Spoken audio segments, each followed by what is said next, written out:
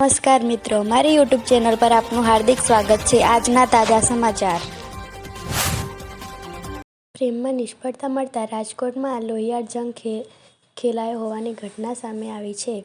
શહેરના કુવાડવા રોડ 7 હનુમાન પાસે રંગીલા સોસાયટીમાં રહેતા 35 વર્ષના યુવાનને હડકો ચોકડી નજીક રહેતી 23 વર્ષની યુવતી સાથે 10 વર્ષથી પ્રેમ સંબંધ હતો। જો કે પ્રેમિકાની સગાઈ નક્કી થઈ જતાં તેને ન ગમતા સવારે પ્રેમિકા જંગલેશ્વરના હુસેની ચોકમાં પોતાની મોટી બહેન સાથે માછલી વેચવા બેઠી હતી।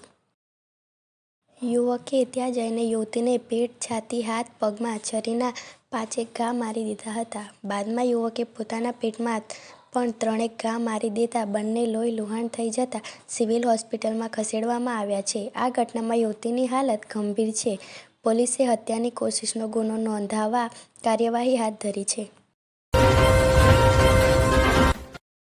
ભારતીય રિઝર્વ બેંક આરબીઆઈએ કરી મોટી જાહેરાત।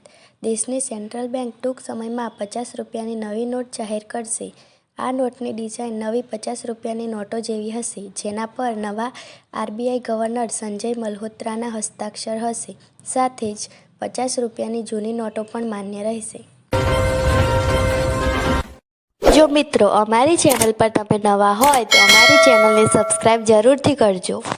સોનું દિવસે ને દિવસે તેની ઓલ ટાઈમ હાઈ સ્પીડનો નવા સ્તરે ટચ કરી રહ્યું હતું। જો કે મંગળવારે સોનું સસ્તું થયું છે। મંગળવારે સોનું ઓલ ટાઈમ હાઈ ગયા બાદ તેના ભાવમાં થોડો ઘટાડો જોવા મળ્યો છે। સોનાના ભાવમાં રૂ700નો મોટો ઘટાડો આવ્યો છે। અગાઉ 24 કેરેટ સોનાના 10 ગ્રામનો ભાવ 87,380 રૂપિયા હતો, જે ઘટીને 86,670 રૂપિયા સુધી પહોંચી ગયો છે। રેલવે સ્ટેશન પર વૃદ્ધ ચાલુ ટ્રેનમાં ચડવા જતાં પગ લપસી ગયો હતો, જેથી ટ્રેન અને પ્લેટફોર્મની વચ્ચે વૃદ્ધ ફસાઈ ગયા હતા। સમય સૂચકતા દાખવી જીઆરપી જવાન ગુલાબસિંહે વૃદ્ધને ચાલુ ટ્રેન વચ્ચેથી ખેંચીને બહાર કાઢી બચાવ્યા હતા। સમગ્ર ઘટનાના